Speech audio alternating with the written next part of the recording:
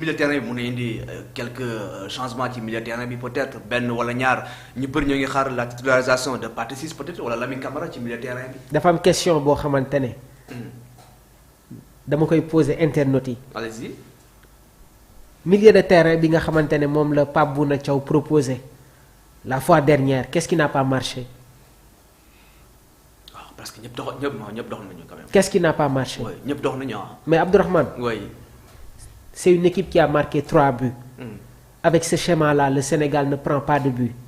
gis nga Pape Thiaw bi ñuy jouer contre le Brésil lii la waroon indi Abdourahmane.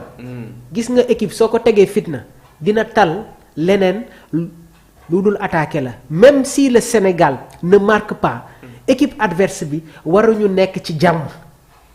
on doit les pressing bi. non il faut que ñu on a une attaque explosive. mais Sadio Mané Iliman Ndiaye Ismaïla Sarr Jackson mais on a tout ce qu'il faut te football toll na fenn foo xamante ne mais il faut attaquer pour gagner les matchs léegi nag aujourd'hui am nañu entraîneur boo xamante ne nag am na sañ-sañ. parce que quand il met 4 attaquants mooy c'est quelqu'un qui mise sur l'offensif. léegi nag ñun ñëpp xam nañ ne que Pape Thiaw était attaquant donc c'est tout à fait normal muy dem ci bile logique. mais man li ma gëm mooy il doit reconduire le même schéma bi nga xamante ne moom la ñu proposé woon.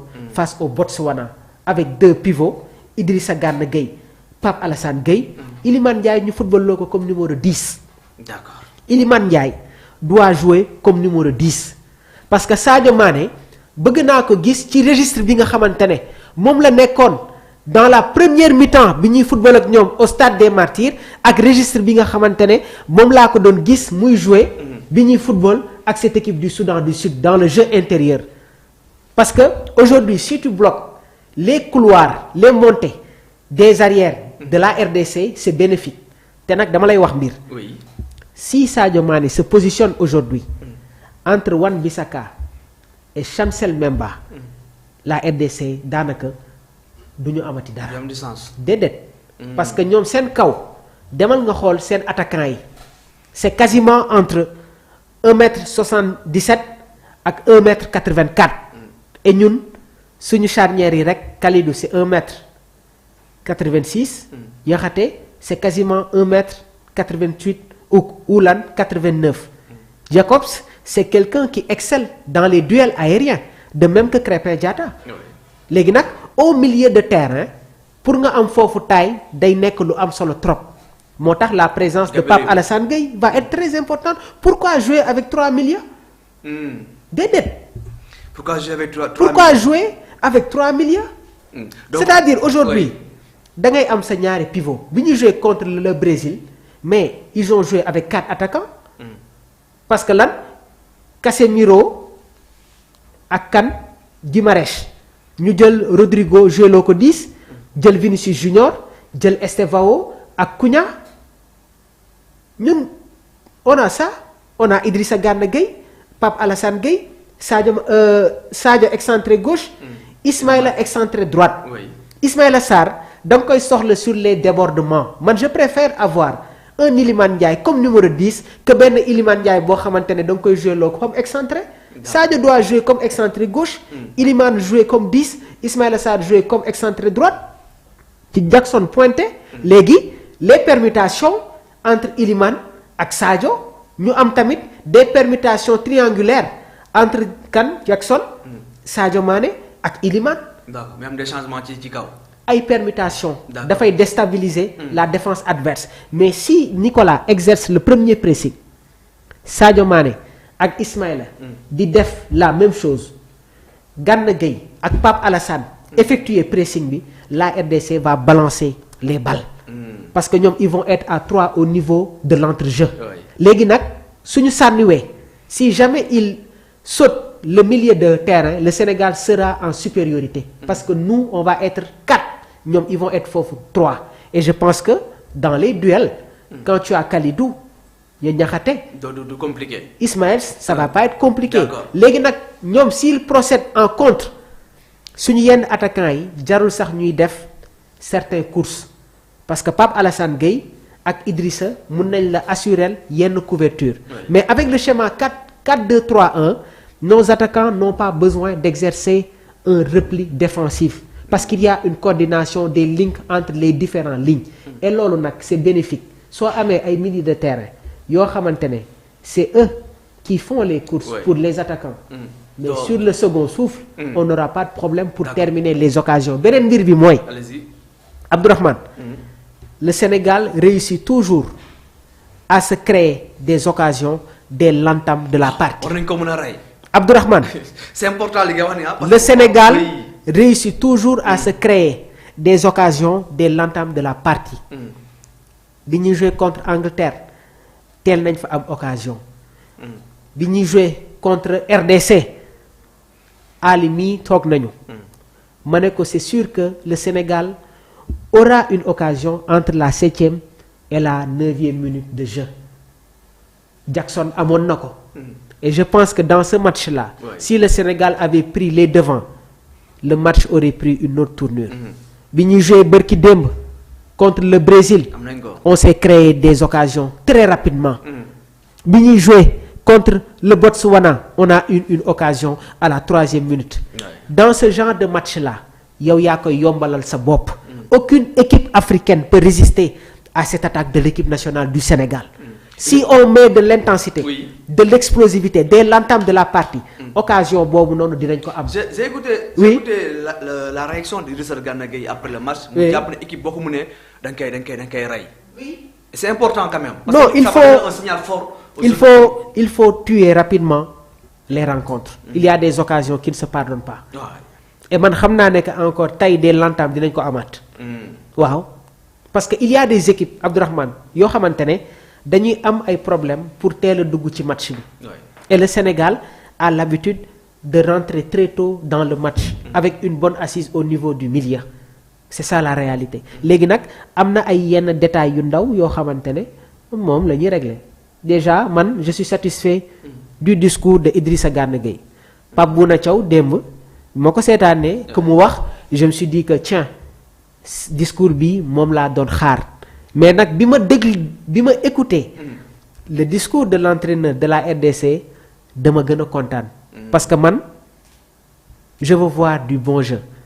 Léegi nag quand l'entraîneur de la RDC dit que dañoo war a xool Sénégal dans les yeux. Mais est-ce que le stratégie rek pour déjouer les plans sénégalais parce que wax nga ko sànq c'est important que RDC est-ce que am na les capacités les atouts ak les armes pour faire face à cette équipe sénégalaise. Bien sûr. Oui.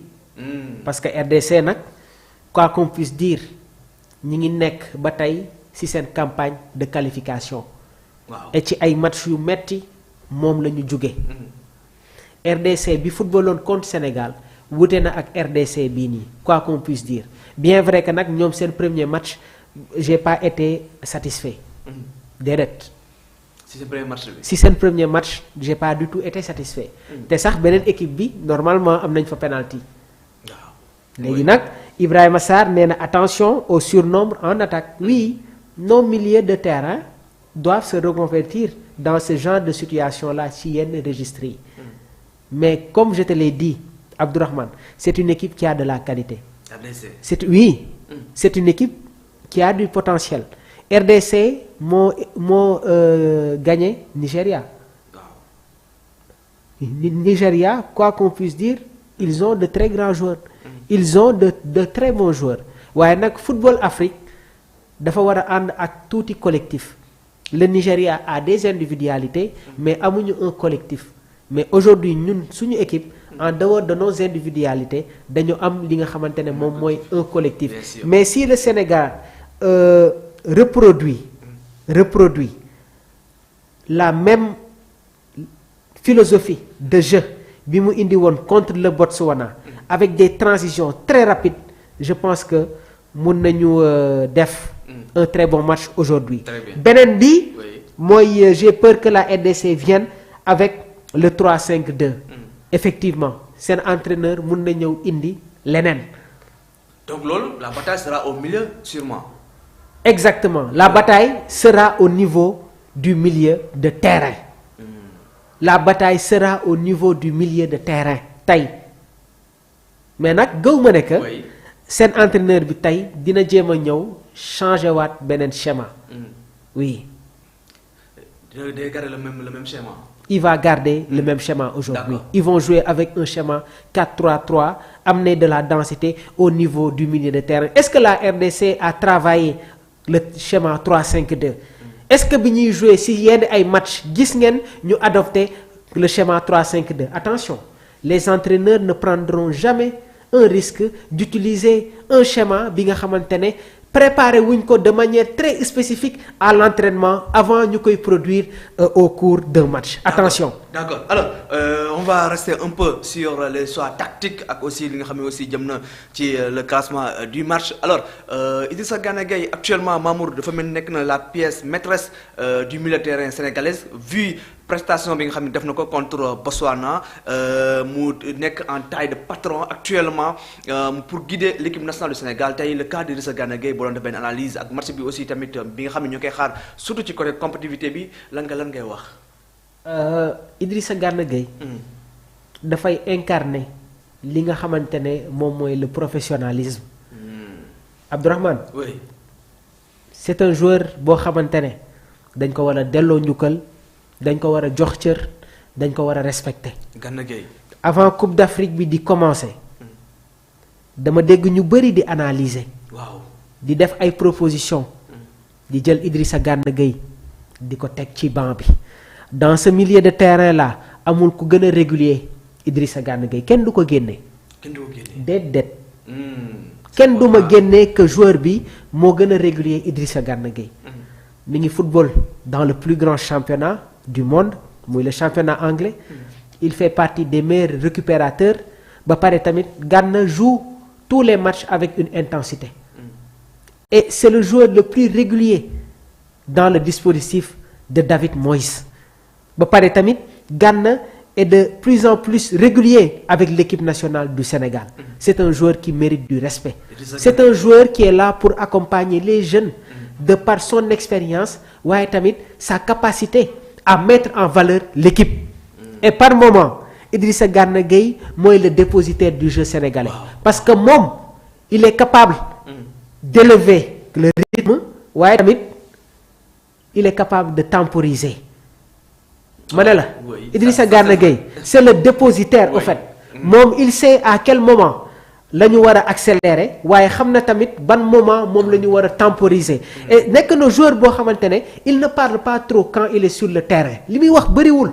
moo tax je t'ai dit que dafay incarner li nga xamante ne moom mooy le professionnalisme.